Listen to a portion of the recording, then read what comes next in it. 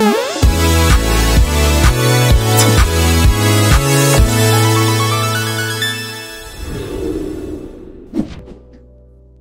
selamat pagi kepada Bapak Ibu semua.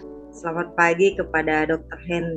Hewan Endang Purwanti yang sudah berkenan hadir pada pagi hari ini untuk presentasi materi tentang mastitis subklinis. Nah, untuk itu saya himbau sebelumnya kepada Bapak Ibu supaya suaranya dapat di-mute dan semuanya bisa on cam.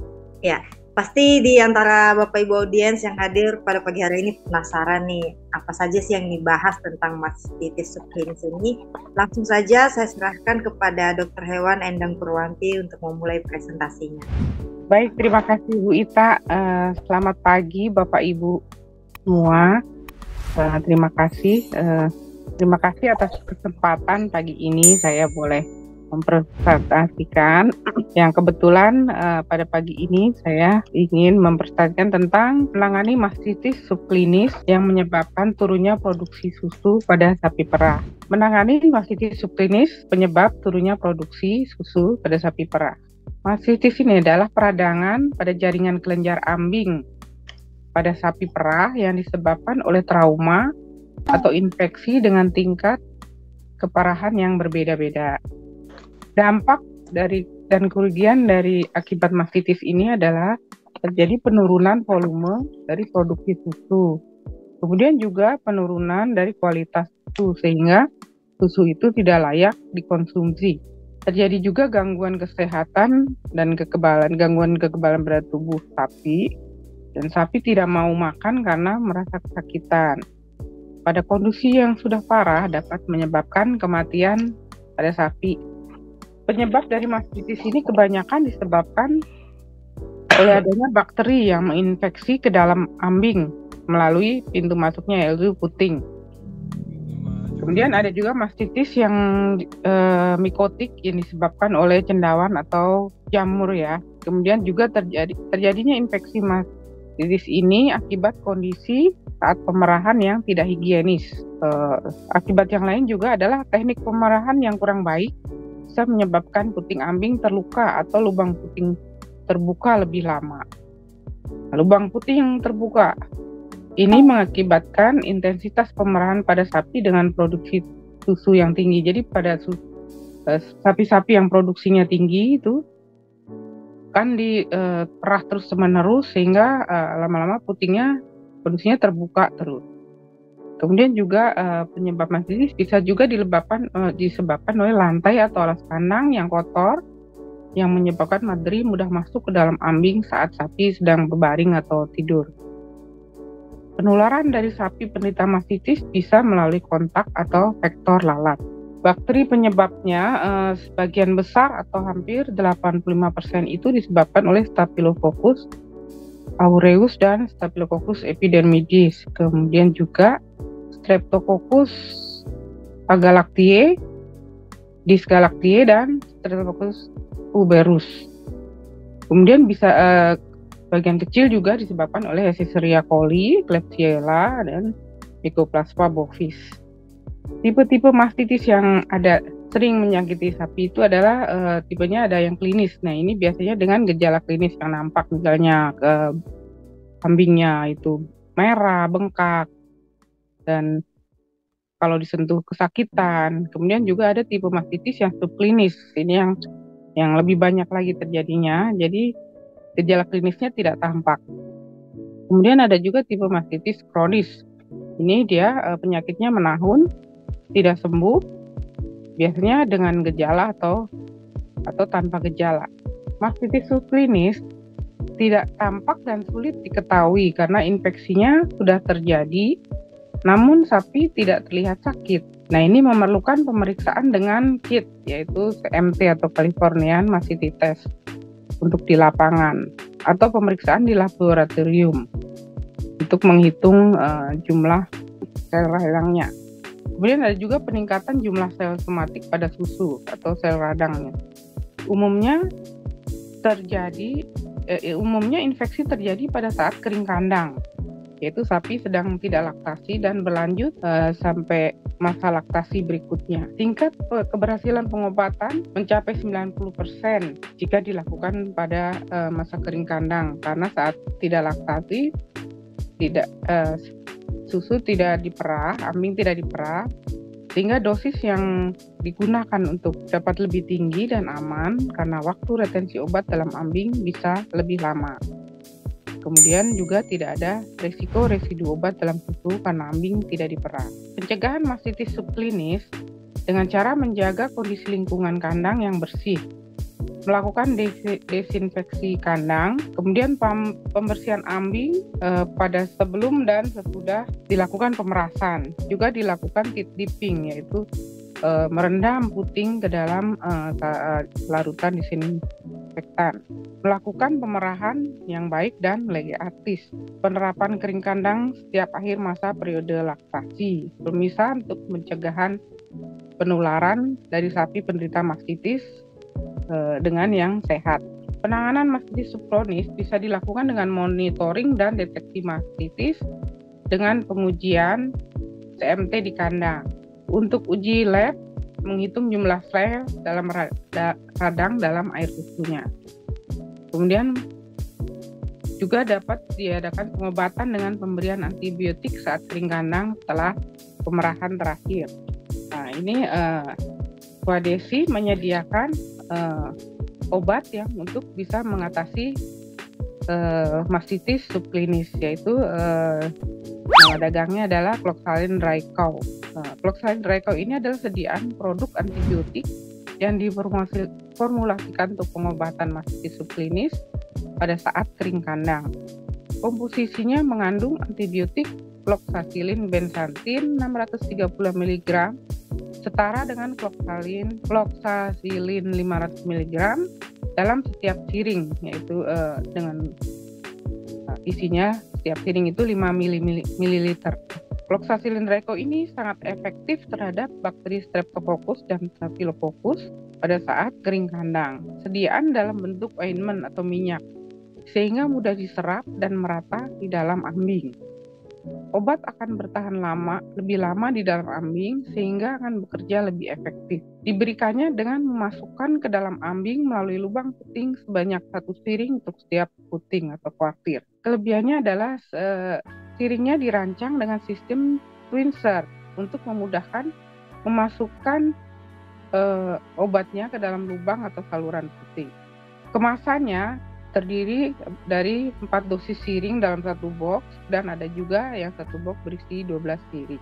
Demikianlah presentasi singkat, semoga dapat membantu memberi informasi tambahan kepada Bapak Ibu sekalian. Terima kasih atas perhatiannya. Saya kembalikan kepada Bu Ita. Terima kasih Dr. Hewan Endang Purwanti atas presentasinya tentang mastitis dan obat tadi untuk menanganinya, itu Cloxalin. Mungkin di antara Bapak Ibu audiens ada yang masih penasaran nih, yang mau bertanya tentang materi presentasi Dr. Hewan Endang pada pagi hari ini. Saya buka ruang bertanya bagi Bapak Ibu. Saya nanya Mbak Ita. Ya, silakan Pak Makmur, nanti langsung dijawab oleh Dr. Endang. Baik, selamat pagi Bu Endang. Saya Makmur dari Bogor. Saya hanya ingin tertarik ini aja Bu, tadi yang dikatakan salah satu penyebab mastitis itu diantaranya adalah penanganan atau pengambilan saat ini ya, pemerahan susunya itu yang tidak benar ya. Yang ingin saya tanyakan adalah kalau misalnya sekarang ini kan udah modern ya, apalagi yang peternak-peternak udah besar itu kan pakai yang mesin ya.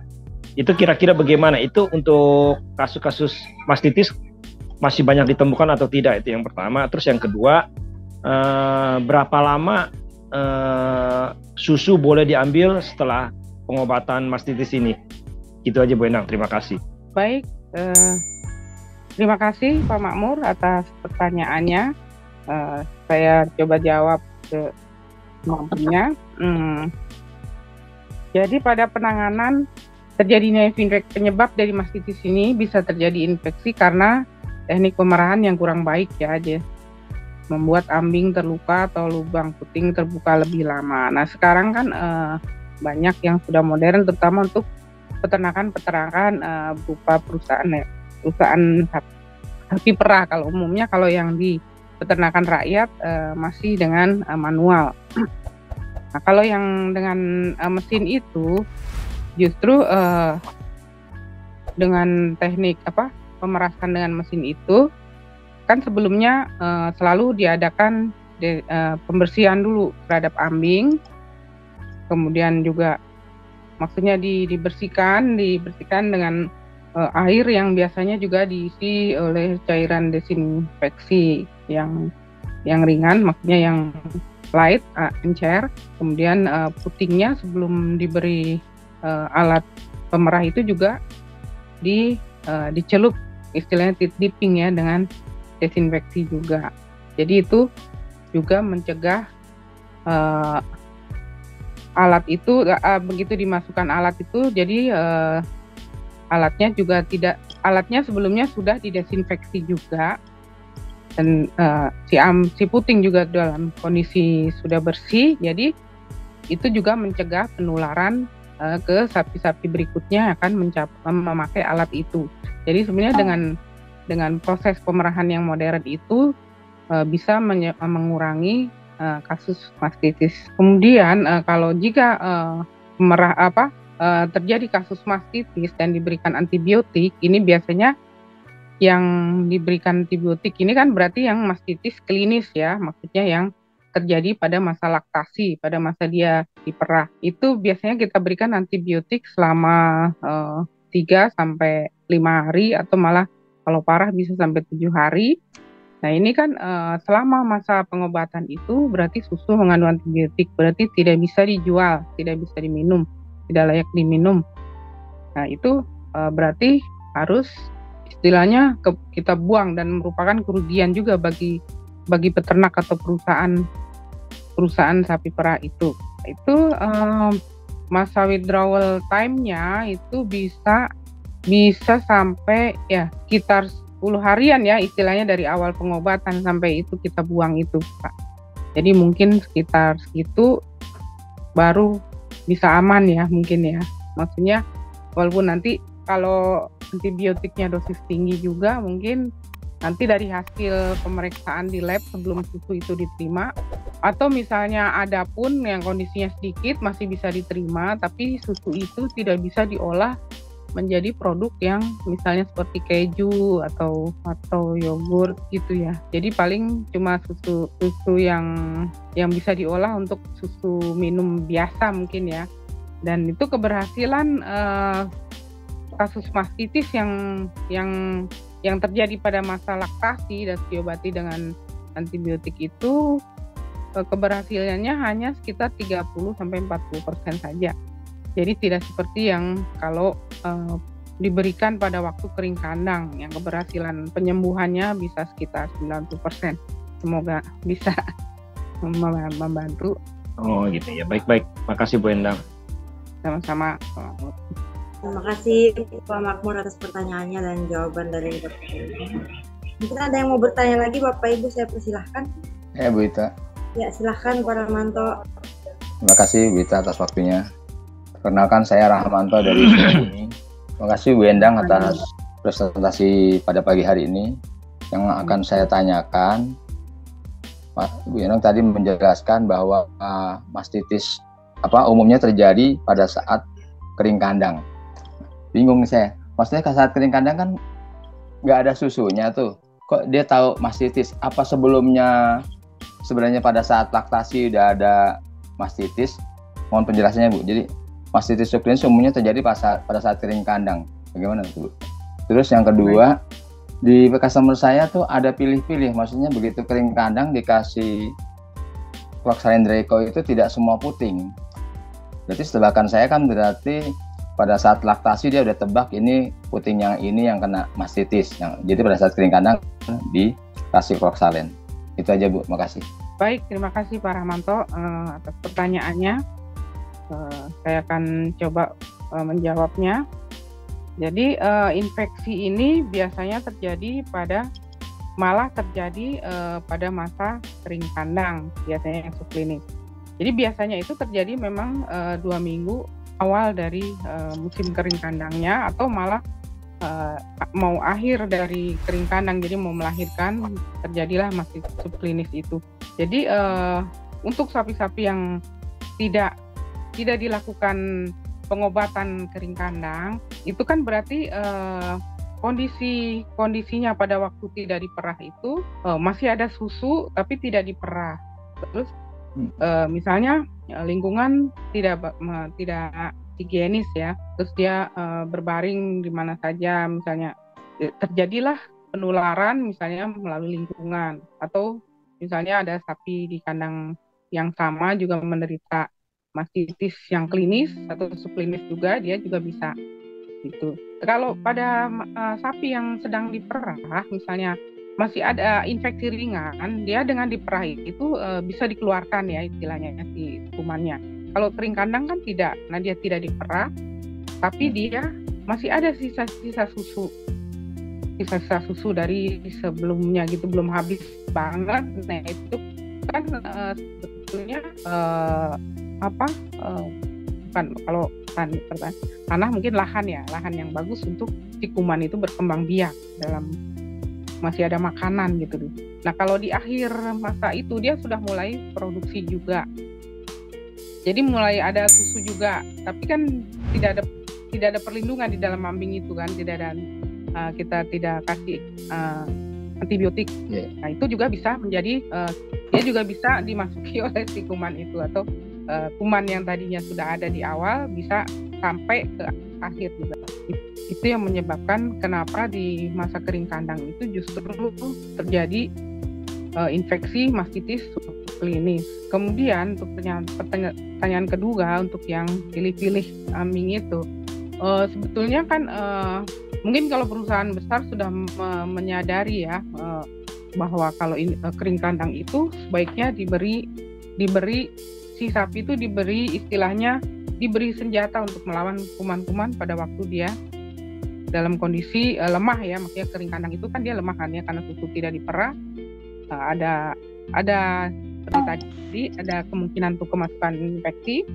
Jadi ada juga yang pilih-pilih itu seperti itu kan. Jadi untuk penghematan, jadi hanya yang kira-kira kelihatan mau mastitis itu yang dikasih, atau yang sebelumnya sudah terkena mastitis itu yang dikasih. Padahal harusnya kan 4-4-nya untuk membuat dia pada masa dia istirahat itu ada perbaikan dan pengobatan dari antibiotik itu terhadap ambing yang rusak maupun terhadap yang masih sehat.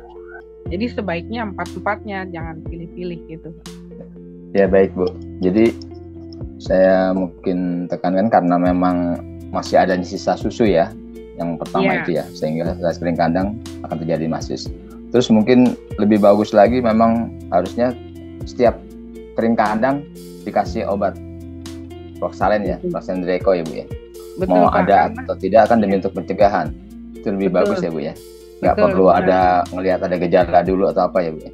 Betul, karena kemungkinan yang tadi masih subklinis. Selain itu juga misalnya tidak diberi antibiotik untuk masa kering, dia itu misalnya nanti dia berproduksi, kita kan nggak tahu bahwa dia nanti membawa mastitis subklinis itu karena tidak terlihat gejala sakit. Tapi kan nanti akan kelihatan di produksi susunya. Misalnya sapinya terlihat sehat aja, tapi setiap dia di setor, misalnya ini saya membicarakan peternakan rakyat ya.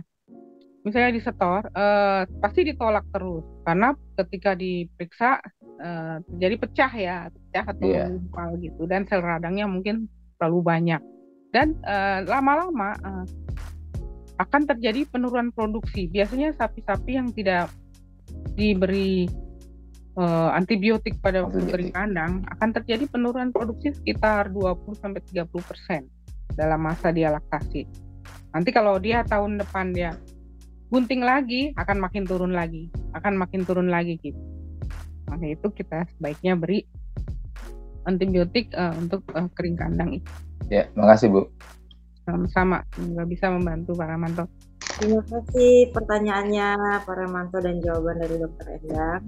Saya masih buka ruang bertanya untuk Bapak Ibu yang masih penasaran tentang materi presentasi Bu Endang. Ada yang mau bertanya lagi? Saya mau bertanya, Bu.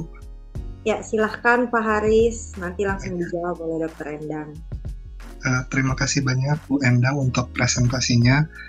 Mungkin saya mau menanyakan terkait Cloxalin dry cow ya Bu. Jadi kan kalau misalnya Cloxalin dry cow itu untuk mastitis yang subklinis. Nah, untuk mastitis klinis sendiri itu bisa menggunakan Cloxalin dry cow juga atau bagaimana ya Bu? Mungkin itu saja pertanyaan. Baik, terima kasih Pak Haris atas pertanyaannya. Saya coba jawab ya. Jadi Cloxalin dry cow ini adalah sediaan yang memang diformulasikan untuk pengobatan mastitis subklinis, tapi pada masa kering kandang. Kenapa? Karena dia komposisinya ini adalah Cloxalin bensantin ya 635 ini setara dengan Cloxalin 500 mg. Ini dianggapnya adalah dosis tinggi ya Pak ya. Karena dia dikhususkan dalam masa kering kandang yang kira-kira 2 bulan itu, dia itu supaya lama ada di dalam ambing. Jadi karena lama dalam ambing dan tidak terjadi pemerahan, sehingga diharapkan dia dapat memperbaiki atau membunuh misalnya kuman-kuman yang ada di dalam situ lebih, karena dia lebih lama, karena dia dosis tinggi dan lebih lama, apalagi dia bentuknya dalam minyak ya. Jadi seperti kalau mungkin antibiotik suntik itu kayak long acting gitu, jadi dirilisnya sedikit-sedikit dan supaya bisa menyerap semua ke dalam seluruh ambing itu yang berbentuk kantong. Jadi Cloxalin dry cow ini tidak bisa dipakai untuk yang kondisi klinis. Yang kondisi klinis di mana sapi itu susunya masih diperah. Jadi kalau baru diobatin terus nanti kira-kira sehari diperekkan terus diperah, itu kan obat akan keluar lagi. Sayang gitu ya. Selain itu juga nanti masa withdrawal time-nya jadi sangat panjang gitu karena kondisi kandungan antibiotik yang cukup tinggi itu. Jadi memang Cloxalin kalau yang untuk mastitis yang klinis ada lagi sebetulnya sediaannya yang kebetulan kita stoknya juga sedang kosong, tapi yang sekarang sebetulnya yang lebih dibutuhkan itu adalah sediaan yang untuk kering kandang. Karena kalau misalnya sapi itu kering kandang diobatin, dia mungkin dalam perjalanan nanti dia laktasi, dia akan sudah punya kekebalan ya untuk mastitis yang subklinis. Mastitis yang klinis maupun yang subklinis.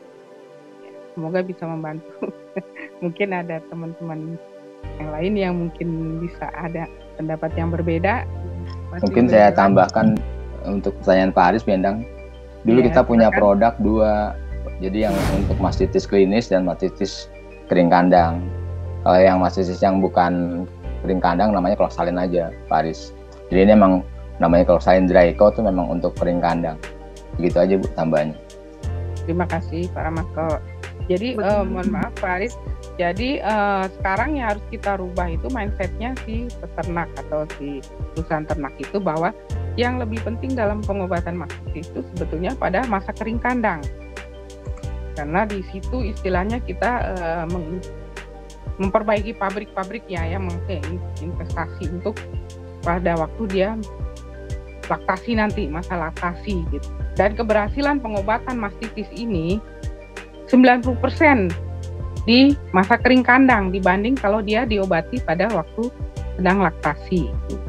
Itu tadi dengan karena dia ada masa yang panjang atau retensi obat itu untuk di dalam ambingnya itu panjang gitu kan, dan tidak diperah gitu kan, jadi tidak ada gangguan dalam masa pengobatan itu istilahnya.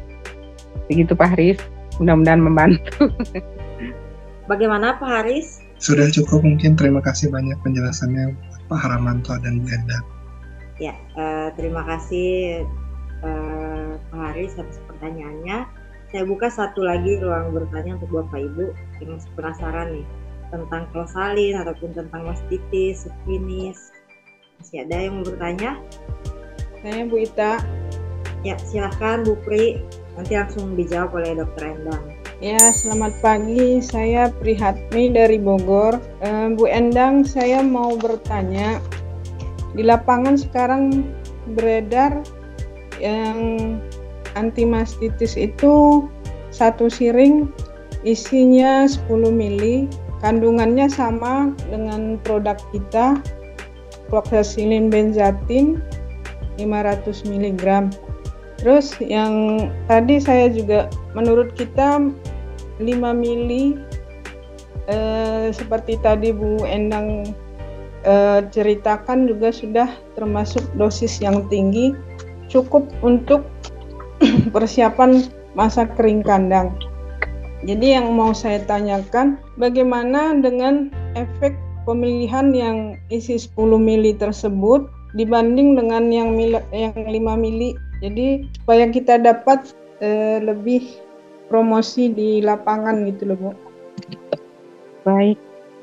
Baik Bu Prihatmi, selamat pagi. Terima kasih atas pertanyaannya. Pertanyaan yang cukup cukup bagus ya Bu. Baik Bu, jadi cloxacillin Dryco ini kandungannya satu siring 5 mili ya Bu ya, dibandingkan dengan produk kompetitor yang mungkin 10 mili. Tapi dengan komposisi kandungan yang sama ya, maksudnya kandungan zat aktifnya atau cloxacillinnya 500 mg ya, atau 635. Kita harus lihat dulu ya Bu ya, pembawa dari obat yang sama itu apakah dia juga dalam minyak. Karena kalau yang cloxacillin ini kan dia bentuknya ointment atau minyak ya. Jadi kebetulan ambing itu kan juga kelenjar lemak semua. Jadi diharapkan kalau sediaan ini dalam minyak, dia masuknya bisa masuk ke dalam, bisa langsung karena itu sama-sama kelenjar lemak dan ini minyak, jadi bisa diharapkan dia bisa menyerap dan menyebar ke dalam seluruh ambing selama 2 bulan masa kering kandang itu. Nah, kalau yang sediaan yang satu lagi saya kurang tahu pembawanya apa. Yang 10 mili itu apakah dia dalam minyak juga atau pembawa yang lain yang untuk membantu dia supaya bisa menyebar ke dalam ambing gitu. Jadi saya juga kurang tahu yang sediaan yang satu lagi yang dalam 10 mili, tapi saya rasa itu kalau zat aktifnya sama jumlahnya ya mungkin dia istilahnya diberi pembawa yang lebih banyak saja dengan harapan lebih cepat memenuhi si ambing itu. Tapi kalau kita kan kita juga ada bantuan dari siringnya yang dengan sistem twinsert itu yang memudahkan dia bisa masuk di awal dulu, kemudian bisa masuk lagi lebih ke dalam untuk lebih memberi dorongan terhadap obat itu untuk menyebar ke seluruh ambing. Sedangkan sediaan yang lain yang berisi dengan komposisi sama tapi isinya 10 mili itu dia diharapkan bisa memenuhi lebih banyak lagi kan ambing itu. Makanya volumenya diperbanyak. Kalau kita kan volume 5 mili tapi kita siringnya dirancang dengan sistem twinsert itu yang bisa memasukkan si obatnya itu sedikit-sedikit, maksudnya awalnya dulu kemudian bisa didorong lagi lebih ke dalam lagi. Jadi kita kalau bantuan terhadap obatnya untuk penyebaran itu secara mekanik ya Bu ya dengan siring itu. Kalau yang sediaan yang lain itu mungkin dia dalam bentuk volumenya yang diperbanyak. Tapi saya juga nggak tahu dia pembawanya apa, karena kalau yang cloxacillin ini kan pembawanya minyak ya. Jadi seperti Oxtra long acting itu kan dalam minyak, jadi dirilisnya sedikit-sedikit tapi bisa lama gitu. Nah, mungkin di situ saya bisa Bu membantunya. Mungkin bisa membantu bagaimana Bu Pri? Yang sebetulnya kalau pelarutnya kan kita mungkin rahasia dari dia juga Bu. Jadi saya juga dari brosur yang dia punya, saya belum tahu isinya apa. Cuman yang sebetulnya yang pengen saya tahu itu kan kalau semakin banyak antibiotik yang diberikan ke sapi itu kan efeknya bisa untuk mempercepat resistensi. Itu tujuan saya tadi. Apakah dengan menambah volume siring itu dari 5 menurut kita sudah cukup jadi 10 mili, apakah ada efek ke sana? Itu loh Bu yang pengen saya tanyakan. Baik Bu Pri. Jadi kalau tadi berdasarkan informasi dari Bu Pri, yang sediaan yang satu lagi itu dia volumenya 10 mili, tapi komposisinya sama, maksudnya jumlah kloksasilinnya sama ya Bu ya. Berarti kan bukan istilahnya dosisnya sama dengan Cloxalin dry cow, hanya volume pelarutnya atau tambahan dari si bahan aktifnya itu yang diperbanyak oleh dia. Mungkin dengan harapan dia ingin supaya makin banyak volumenya, makin bisa cepat memenuhi si ambing itu dengan obat itu. Jadi dia mungkin lebih diencerin gitu. Kalau kita kan istilahnya 5 mili, kalau yang Cloxalin dry cow-nya punya PT Swadesi yang disuplai oleh PT Swadesi itu dia cukup 5 mili, tapi ada siring yang membantu dia untuk menyebarkan ke dalam ambing itu. Kalau yang sediaan satu lagi mungkin dia hanya dalam bentuk volume ya, kalau kita dalam bentuk fisik tadi. Jadi si siringnya yang dirancang dengan sistem twin shard itu yang membantu untuk menyebarkan si obat itu di dalam ambing supaya bisa memenuhi ambing itu, cepat memenuhi ambing dan diserap oleh si ambing itu ke seluruh ambing dan dapat membunuh kuman-kuman di situ. Dan karena dosis tinggi ini diserapnya dalam waktu 2 bulan ya, kering kandang dan tidak ada pemerahan, itu tidak apa-apa Bu, tidak berarti akan membuat dia resistensi ya. Karena kan dalam waktu 2 bulan itu penyerapan obat segitu banyaknya, istilahnya dosis tinggi itu, dan tidak ada pemerahan, itu akan dibuang oleh nanti akan dibuang oleh sistem pembuangan dalam tubuh melalui penyerapan darah ya, bisa melalui urin, melalui feses, dan ada waktu selama 2 bulan dia bisa membuang sisa-sisa atau residu dari obat itu. Gitu Bu Pri. Ya, baik. Terima kasih Bu Endang atas jawabannya. Sama-sama, semoga bisa membantu. Ya, terima kasih Bu Pri atas pertanyaannya. Karena mengingat waktu, ruang untuk bertanya saya tutup. Nanti kalau ada hal-hal lain yang mau ditanyakan lagi bisa secara langsung saja dengan Dr. Endang ya. Sebelum kita tutup, saya persilakan Dr. Endang untuk menyimpulkan presentasinya. Baik, terima kasih Wita, terima kasih Bapak Ibu yang memberi perhatian dan pertanyaan-pertanyaan. Jadi saya akan menyimpulkan dari presentasi hari ini tentang penanganan mastitis subklinis. Mastitis adalah penyakit yang merugikan peternak sapi perah karena terjadi penurunan produksi susu dan penolakan susu karena tidak dapat dikonsumsi. Kemudian mastitis subklinis lebih banyak terjadi dan sulit diketahui karena gejala klinisnya tidak nampak. Mastitis subklinis dapat diketahui dengan CMT atau Californian Mastitis Test, yaitu jika terjadi sapi itu menderita mastitis subklinis, susunya terlihat bagus, tapi jika dites itu karena terjadi penambahan sel-sel radang, susu itu akan terjadi penggumpalan. Selain dengan CMT itu juga bisa diperiksa di laboratorium.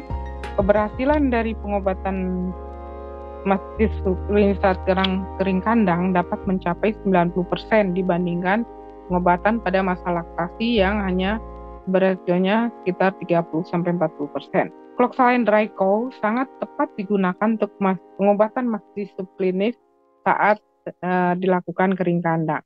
Demikian kesimpulan yang bisa saya berikan. Semoga presentasi ini dapat membantu memberi informasi tambahan. Terima kasih atas waktu yang telah diberikan kepada saya. Terima kasih Dr. Hewan Endang Purwanti atas presentasinya tentang materi mastitis subklinis dan penanganannya yang menggunakan Cloxalin. Semoga apa yang telah Ibu sampaikan tadi membantu Bapak Ibu audiens di lapangan dan juga menjadi solusi ya untuk para peternak sapi. Sekali lagi terima kasih kepada Dr. Endang dan kepada Bapak audiens dimanapun berada di daerah masing-masing. Saya tutup presentasi pagi hari ini. Selamat pagi, terima kasih semuanya.